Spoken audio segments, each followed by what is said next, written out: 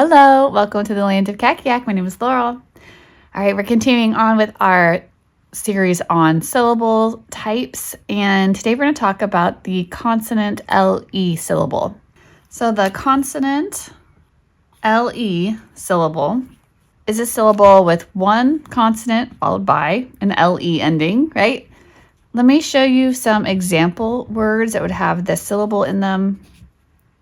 Words like able, noble, idle, staple, and how about cycle?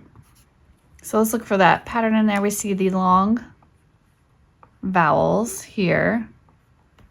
And then we see the LE, the ol.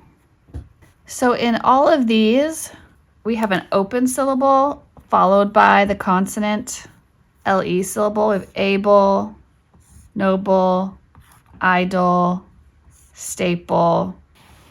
Let's look at some more words. Let's look at the word kibble.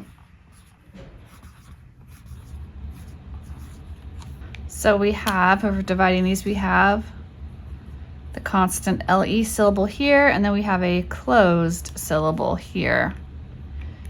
You know how we like to split when there's a twin consonants, when we double the consonant, we like to split them between the syllables.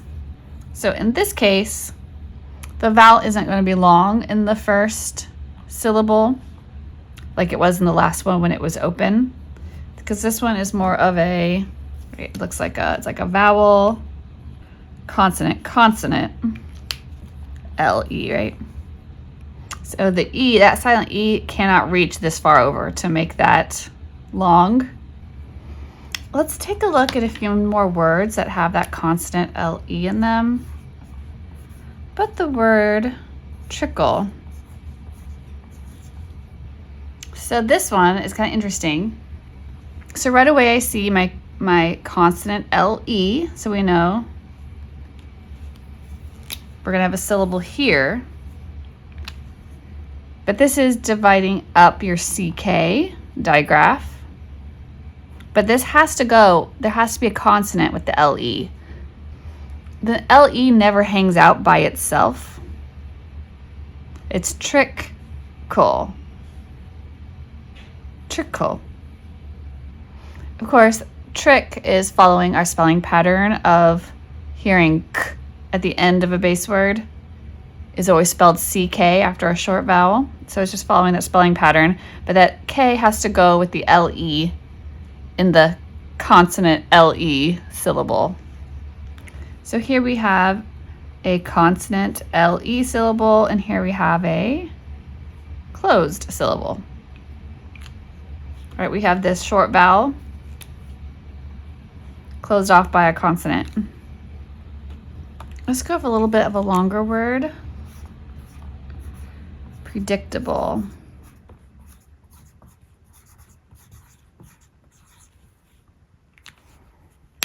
Okay, so right away, I don't have any inflectional endings, so I was looking for those. I don't see any glued sounds. I don't see any digraphs, vowel teams, or diphthongs. Just doing a quick scan. But I do see my consonant LE right here. So I know that's going to be its own final stable syllable. And then I'm going to go through. We've got pre, dick, ta, bull. I mean, I could have done all my markings of my vowels, right? And I could have gone through all my division steps. But at this point, I think you've seen a lot of that. You could be going through this though, right? I had a VCV, but I know this is a VCV open because I've got a long vowel here in pre and that prefix open. I've got a short vowel here. It's closed off. Oh yeah, and I know with a VCCV, we usually divide between the consonants. Ta, it's kind of spelled, this is like a schwa pronunciation, but this is an open syllable. And I've got my consonant LE syllable here. And then I always go back and read them syllable by syllable to make sure it looks right, like pre, Predictable. Makes sense. Sounds right. Do you want to see something else? One last one, a longer one. How about the word uncrumpled?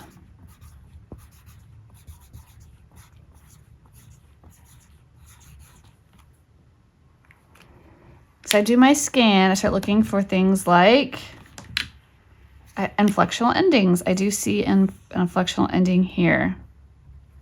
But this, is it gonna make its own syllable? Is it pronounced d, t, or id? It's actually just pronounced d.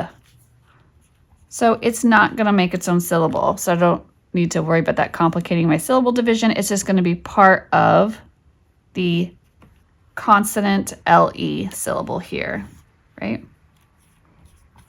It's just a consonant LE syllable with an inflectional ending, uncrumpled. Then I've got uncrumpled, un being closed, crum being closed, pulled being a consonant LE. Okay, I'm gonna tag on a little something right here. It's not a consonant LE, but it's another stable final syllable. It's the Tion, Sion, Cion. Sounds like shun. That will come at the end of a word. Words like motion, right? We see this and we just think of it as I think of it as like unit. We talked about units before. So these are actually suffixes, so they have meaning to them, but they also have a distinct sound, right?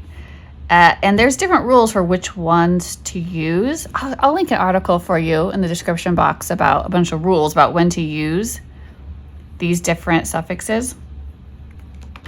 But whenever you see one of those, you know it's its own syllable, right? Mo, this is open syllable, mo, shun. And I might just call this a unit, right? A unit, it's a suffix. It has meaning. Motion. What about this word? Conversion. Right, if you saw that right there, you'd be like, ah, convert. It sounds more like jeune than shun, but right here, conversion, we have a closed, an R-controlled syllable, and I would call this a unit. Or you could just call it a suffix if you want to. It's a suffix that makes its own syllable, though. What about the word magician? Magician. And it's a C-I-A-N. It still sounds the same. I see it here. Magician. Schwa. It sounds like eh. So this is actually an open, and a unit, or a suffix. So if you're ever wondering, like, if this is open, why isn't the vowel long? I is actually one that in English that it doesn't have to be long. When it's open like that, it can be short or long. Typically they're long for open syllables, but I's are kind of their own little rule breakers. Okay, so I hope that was helpful. We went over the consonant LE. We saw it attached to both an open and a closed first syllable. And we talked about another stable ending, a syllable ending in the shun, which are a nice little suffix that we see very commonly in English words. So a quick recap of syllable types that we have gone over. We've gone over closed, open. We've talked about units, right, or glued sounds, the magic E syllables. We talked about consonant LE syllables, vowel teams. We've talked about diphthongs, and we've talked about R-controlled syllables. So what did our closed syllables look like? right? Something like a short vowel closed off by a consonant. Our open syllables looks like they could be just all by themselves, right? It's like long vowel, or it could be a consonant and then a long vowel, right? But nothing closing it off. We've talked about units. So these can be inflectional endings, glued sounds. So we saw things like ing, ang, ong, ung, stuff, ink, ink, ong, unk, old, ild, olt, ost, like those patterns stick together. We also saw inflectional endings like ed that sounded like id, that would make its own. We also just went over like the tion, the shun spellings are a final stable syllable. We've talked about magic e's syllables. So these are vowels that are long, the consonant, and a silent final E, right? That was making that vowel long. We've talked about the consonant LE syllable, vowel teams, things like AI, double E, stuff like that. Diphthongs, like two vowel letters that make unique sounds like ow, oi, and such. And then the R-controlled vowels, AR, OR, IR, ER, UR. Sometimes there's even an EAR, right? Thinking of the word earnest. So we've talked about all of those and other little goodies along the way.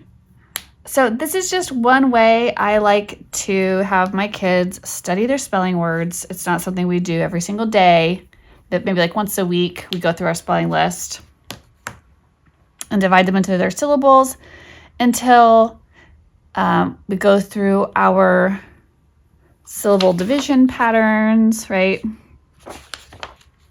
I've got steps for them that they follow until basically they just start seeing them. At some point you just start seeing them and you don't really need to go through all the little labeling, dividing, but I think it's a good place to start, and it gives you a spot to do a lot of teaching and explaining.